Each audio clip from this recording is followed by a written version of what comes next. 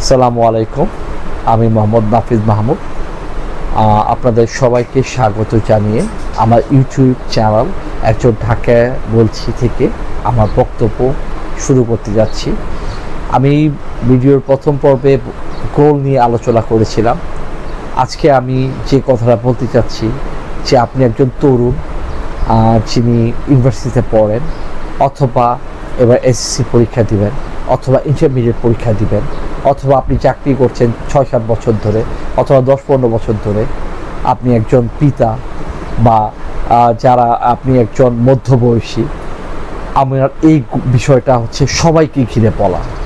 আপনি ঢাকায় আছেন, স্থানীয়, অনেক দিন ধরে আছেন, কাজ করছেন, লক্ষ্যহীনভাবে ছুটছেন, জানেন না কি।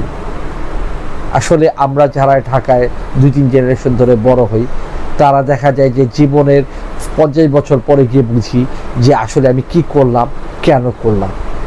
আজকের বক্তব্য আপনাদেরকে উদ্দেশ্যে। আমার কথা যদি আপনাদের একটু ভালো লাগে তাহলে আমার বক্তব্য সার্থক, এবং আপনাদের ভালোবাসাই আমার চ্যানেলটাকে বাড়াতে সাহায্য করবে। এখন যে বক্তব্য দিয়ে বলতে যাচ্ছিলাম, আপনি যদি একজন তরুণ হন যিনি মাত্র এসএসসি পরীক্ষা দিবেন বা ইন্টারমিডিয়েট পরীক্ষা দিবেন, বা চাকরি করছেন ৫-৭ বছর দিয়ে, আসলে আপনি কি পড়াশোনা করছেন বা আপনি কী চাকরি করছেন, আপনি কি জানেন আপনার গোলটা কি? আমি এই বক্তব্যের মাঝখানে আমার ছোট্ট করে পরিচয় দিচ্ছি। আমি একটি প্রতিষ্ঠান নির্বাহী হিসেবে আছি। আমি অনেক দিন যাবত, প্রায় ১৫-১৭ থেকে ১৭ বছর হয়ে গেছে আমার কেরিয়ার। এই কেরিয়ারে বিভিন্ন জায়গায় আমি বিভিন্ন কারণে বিভিন্ন প্রতিকূলতার সম্মুখীন হয়েছি। এই প্রতিকূলতাগুলো যদি আপনাদের সাথে শেয়ার করি এবং আপনাদের আমার কথার মাধ্যমে যদি আপনাদের অনুপ্রাণিত করতে পারি, তাহলে আমার ভিডিও করাটা সার্থক। তো যে জিনিসটা বলতে যাচ্ছিলাম, আপনি একজন তরুণ এসএসসি পরীক্ষা দিবেন, হয়তো বা সায়েন্সে আছেন বা কমার্সে আছেন, আপনি যে সাবজেক্ট নিয়ে পড়ছেন আসলে এই সাবজেক্টটাকে আপনার কতটুকু কাজে দেবে। আমাদের পড়াশোনার উদ্দেশ্যটা কি? আমরা পড়াশোনা করি ১ নম্বর হচ্ছে হয় সার্টিফিকেট বিয়ে করার জন্য, না হলে ২ হচ্ছে চাকরি করার জন্য। কিন্তু আমার ছোটোকাল থেকেই আমি যদি আরেকজনের আন্ডারে কাজ করব, তার জন্য তো আমাকে নিজেকে গড়ে তুলতে হবে।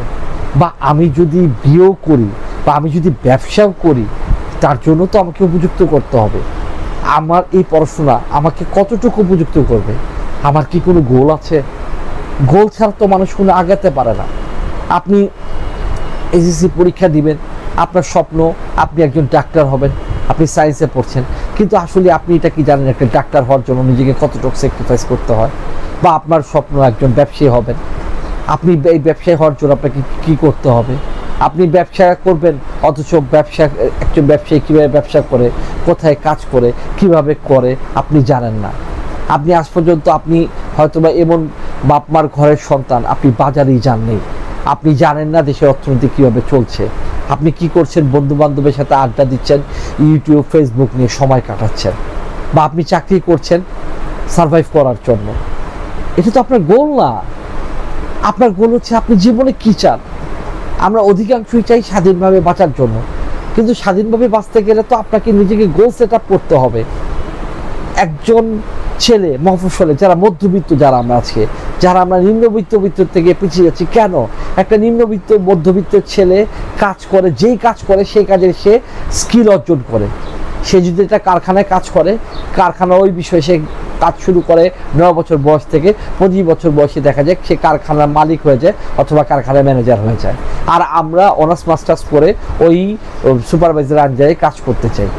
এখনও বড় বড় যারা কলকারখানা বলেন বা অফিস বলেন, এই মালিকরা কিন্তু সব হচ্ছে অর্ধশিক্ষিত, কারণ তারা তাদের স্কিলটা আগেই সেট করেছিলেন, তাদের গোলটা নির্ধারণ করা ছিল।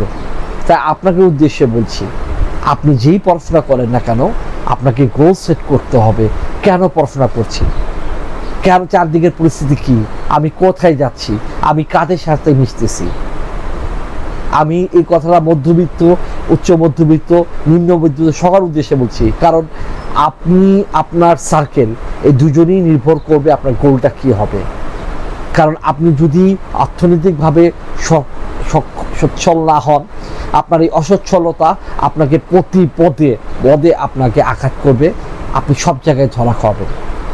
আপনি যার সাথে প্রেম করছেন বা যাদের সাথে মিশছেন, তারা যদি আপনাকে ছাড়িয়ে যায়, একটা সময় চাইলেও আপনি তাদের সাথে মিশতে পারবেন না। তো তা অবশ্যই আপনাকে আগে আপনার গোল সেট করতে হবে। আপনি যাই করেন না কেন, যেই পড়াশোনা করেন না কেন, তার জন্য আপনার ভিতরে আগে বুঝতে হবে যে আমি যে গোলের জন্য দৌড়াচ্ছি তার জন্য উপযুক্ত কিনা।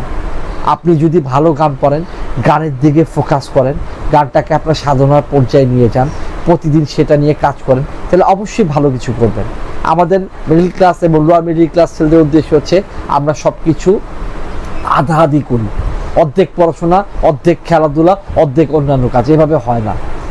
যদি পড়াশোনায় আপনার গোল হয়, আমার এক বন্ধু এখন একজন অনেক বড় ডাক্তার, আমরা যখন খেলাধুলা করতাম সে তখন পড়াশোনা নিয়ে ব্যস্ত ছিল, তার গোলই ছিল সে জীবনে বড় হয়ে বড় ডাক্তার হবে, দিন নাই রাতে, এবং তার গোলের দিকে সে ফোকাস ছিল, অনেক কষ্ট করেছে, অনেক পরিশ্রম করেছে, এবং তার গোলের দিকে ফোকাসের কারণে সে একজন প্রতিষ্ঠিত ডাক্তার। তার পাশাপাশি তার থেকে অনেক ব্রিলিয়ান্ট ছেলেপেলে ছিল যারা নিজের গোল সেট করতে পারে নাই, বাপ মা তাদেরকে যা দিয়েছে সেভাবেই তারা পড়াশোনা করেছে, সেভাবে তারা এগিয়ে গিয়েছে, একটা সময় তারা সবার কাছ থেকে পিছিয়ে গিয়েছে। তাই ভাই, আপনাদের সবার উদ্দেশ্যে বলছি, আপনারা যেই পড়াশোনা করেন, জানিয়ে পড়েন, আগে জানেন কিভাবে আপনি আর্থিকভাবে সচ্ছল হবেন। এই সচ্ছলতা আপনাকে কি আনবে? আপনি ম্যাট্রিক এসএসসি দিবেন, এসএসসির আগে আপনাকে প্রিপারেশন নিতে হবে যে ইন্টারভিউর আগে আমি কি কি স্কিল লার্ন করলাম। স্কিল দুই টাইপের হয়, সফট স্কিল আর হার্ড স্কিল। আপনি সফট স্কিলটা আপনাকে জ্ঞান করতে হবে, আপনাকে পরিবেশের সাথে ম্যাচ করার অ্যাবিলিটি থাকতে হবে, আপনাকে সব জায়গায় গিয়ে মিশার জ্ঞান থাকতে হবে, নাহলে আপনি চাকরি করতে যাবেন, চাকরি করতে গিয়ে পরিস্থিতির সাথে খাপ খাওয়াতে পারবেন না যদি আপনার ঢাকার স্থানীয় হন। আপনি সায়েন্স নিয়ে পড়তেছেন, এই সায়েন্সের যদি কোনো গোল না থাকে, একটা সময় আপনি সায়েন্স বাদ দিয়ে কমার্সের পিছিয়ে দৌড়াবেন, রসায়নে পড়ে কাজ করবেন আপনার একটা প্রোডাকশন কোম্পানিতে মার্কেটিং হিসাবে। যে পড়াশোনা পরে আপনি কি পড়াশোনা করলেন, কি কাজ করলেন, তার কোনো গোল থাকবে না। তাই আপনি যাই পড়বেন, যে বিষয় নিয়ে পড়বেন, আপনাকে অবশ্যই পড়াশোনার পাশাপাশি গোল সেট করতে হবে। কিভাবে নিজেকে আর্থিকভাবে সচ্ছল করতে হবে তার লক্ষ্য আপনাকে শুরু থেকে ঠিক করতে হবে। আপনার প্রত্যেকটা কাজ, প্রত্যেকটা পড়াশোনা ছোটকাল থেকে আপনার ক্যারিয়ারে ঢোকার আগ পর্যন্ত হবে অর্থনৈতিক কেন্দ্রিক। কথাগুলি শুনতে তিতা লাগেও, আপনি মনে করতেছেন আপনি এখন বন্ধুদের নিয়ে সময় পাস করতেছেন, আব্বু আম্মু তো আমাকে প্রেশার দিচ্ছে না, প্রেশারটা আপনাকে আগে নিতে হবে। কারণ যখন আব্বু আম্মু আপনাকে প্রেশার নেবেন, আপনি তখন প্রেশার কুকারের মতো পিষ্ট হয়ে যাবেন, প্রেশার নেওয়ার মতো অবস্থায় থাকবেন না। তাই যেই কাজই করবেন তা যেন আপনাকে একটা সময় ধাপে ধাপে অর্থনীতির দিকে, স্বচ্ছতার দিকে এগিয়ে নিয়ে যেতে পারে, সেদিকে আপনার খেয়াল রাখতে হবে। হ্যাঁ, আপনি চ্যারিটি ওয়ার্ক করবেন, সোশ্যাল ওয়ার্ক করবেন, অবশ্যই করবেন, কিন্তু আপনার মূল গোল থাকবে আপনি যদি চ্যারিটি ওয়ার্ক করেন, এই চ্যারিটি ওয়ার্কের মাধ্যমে আপনি হাজার হাজার লোকের চ্যারিটি করবেন। একটা ফাউন্ডার হবেন আপনি, যেখানে মানুষ আপনার কাছে আসবে, মানুষ আজকে আপনাকে টাকা দিবে, সেখান থেকে আপনি চ্যারিটি দিবেন, পাশাপাশি আপনার নিজের জীবনকেও গড়ে তুলবেন। কখনোই নিজেকে অন্যের স্বপ্নের চাবিকাঠি করবেন না, নিজের স্বপ্নের বুনিয়াদ নিজেই তৈরি করতে শিখুন। যেখানেই পড়াশোনা করেন, যাই পড়াশোনা করেন, এই পড়াশোনার যে পাশাপাশি আপনাকে ছোট ছোট কাজে যুক্ত হতে হবে, লার্নিং স্কিল করতে হবে। আপনি ম্যাট্রিক পাস করেছেন, ফ্রি আছেন, একটা দোকানে গিয়ে কাজ করেন, কাজ শেখেন, দেখেন মালিকের কি কষ্ট। ইন্টারমিডিয়েট কমপ্লিট করেছেন, একটা জায়গায় ঢুকে যান, ঢুকে 3 মাস নিজের সময়টাকে কাজে লাগান। এখন কম্পিউটার আইটি সেক্টর অনেক এগিয়ে গিয়েছে।